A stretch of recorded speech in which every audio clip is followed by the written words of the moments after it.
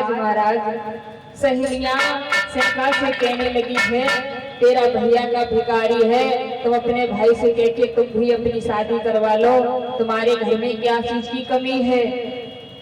आज महाराज सहेलियों में और सेका में ये बातचीत हो रही थी, तब तक महाराज हुआ ये महाराज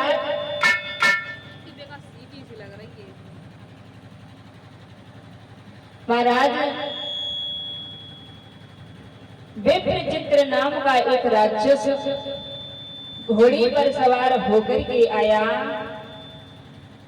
महाराज सेना की सुंदरता को देख करके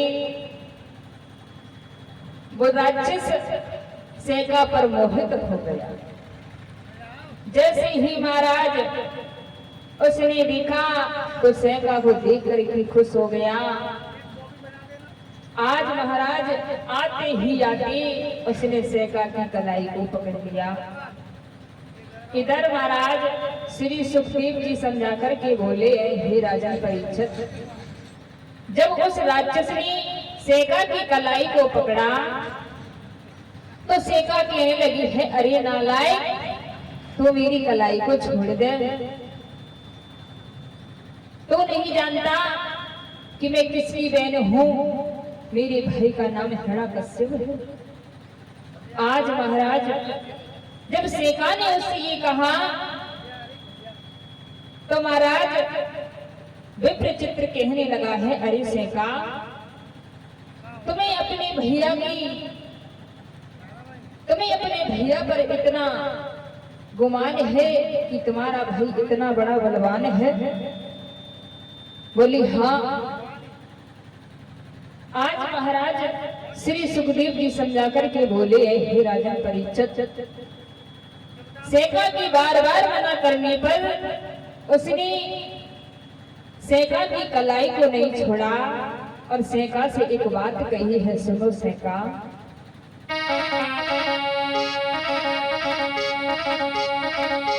बोला है उठा ले जाऊंगा, उठा ले जाऊंगा तुझे घोड़ी पर, देखती रही दुनिया तुम्हारी,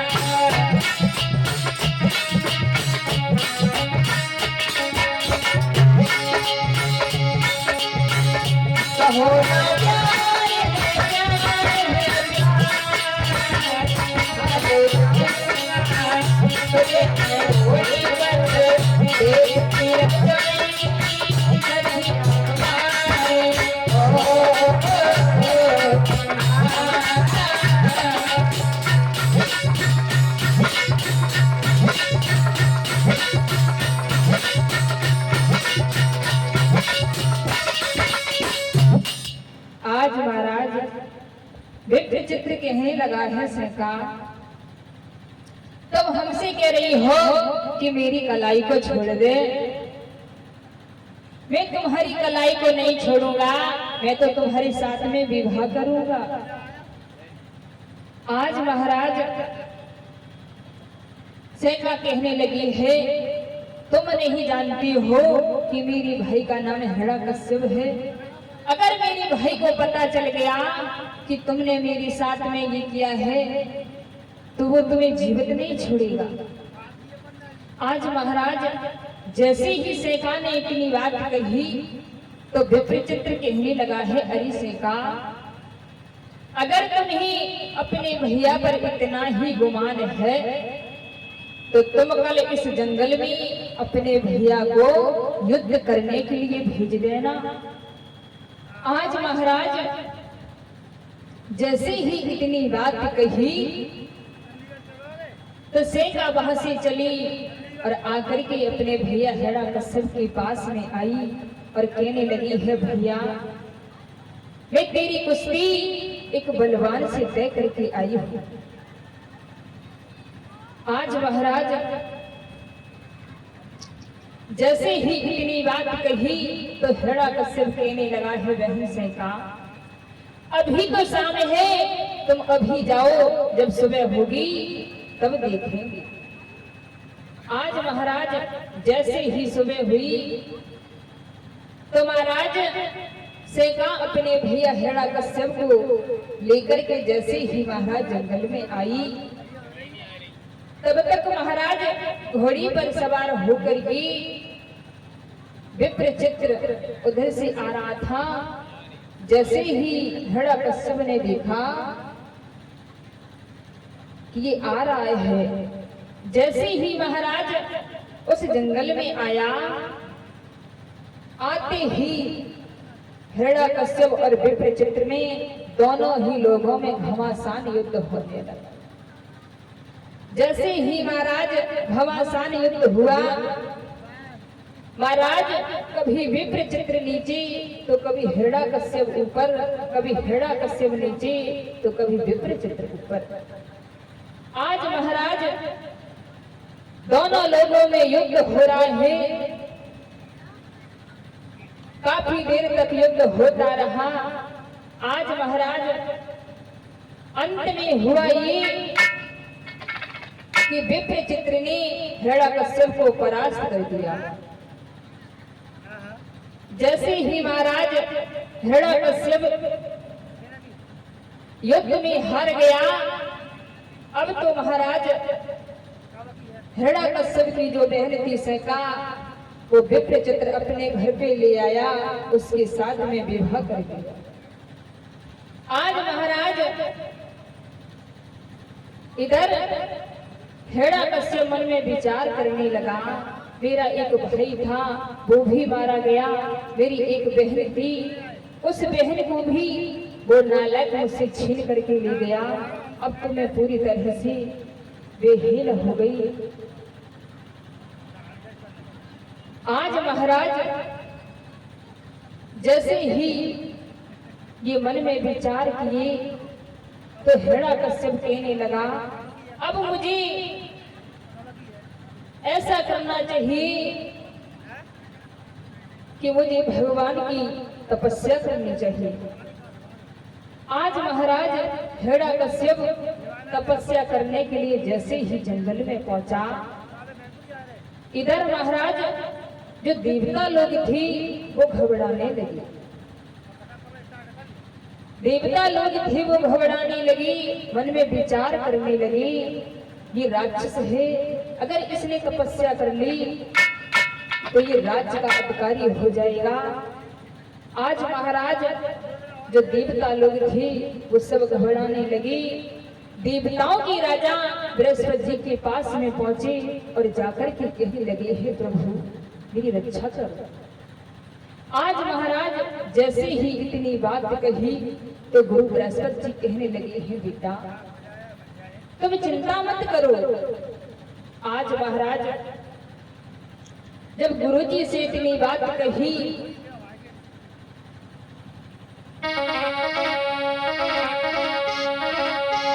तो काय है उन्होंने कि आप चिंता मत करो।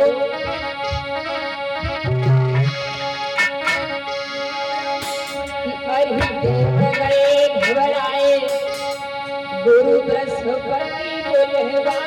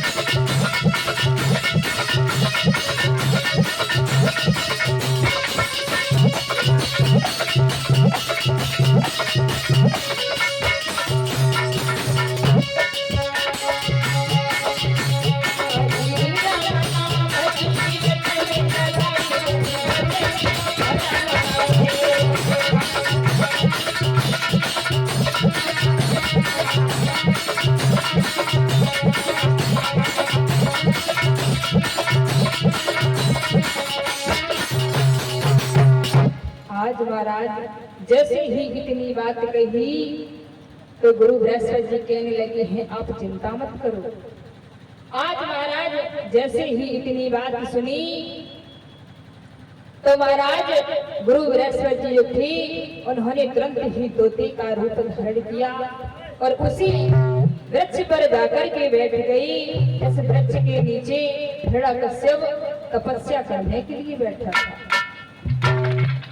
उसी वृक्ष पर जाकर के बैठ गई और राम राम कहने लगी।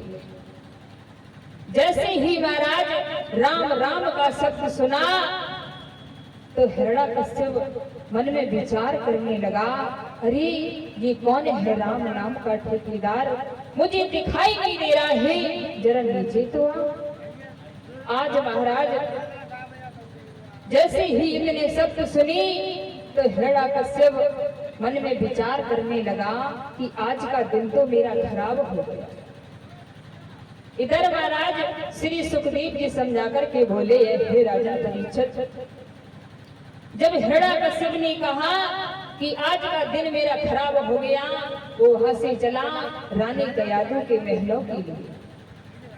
जैसे ही महलों में पहुंचा तो रानी ने देखा, रानी कहने लगी, हे प्रभु आप तो वन में तपस्या करने के लिए गई थी, लेकिन लौट क्यों आई?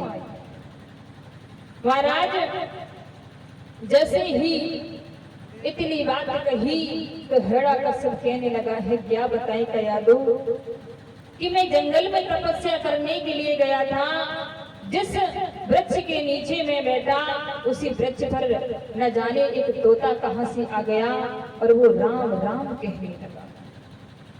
आज महाराज जैसे ही राम राम का शब्द सुना तो महाराज रानी गयादू जो थी वो अपनी पति से बार बार यही पूछ रही है कि प्रभु वो तोता क्या कह रहा था।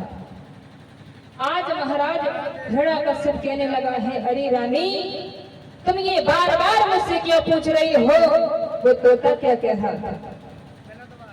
आज महाराज जैसे ही हिरण्यकश्यप ने अपने मुख से 108 बार राम राम का शब्द कहा है, हिरण्यकश्यप जो तमोगुणी था वो रजोगुणी में आ गया। आज महाराज जो तमोगुणी व्यक्ति होते हैं वो भगवान की भक्ति नहीं कर पाते हैं।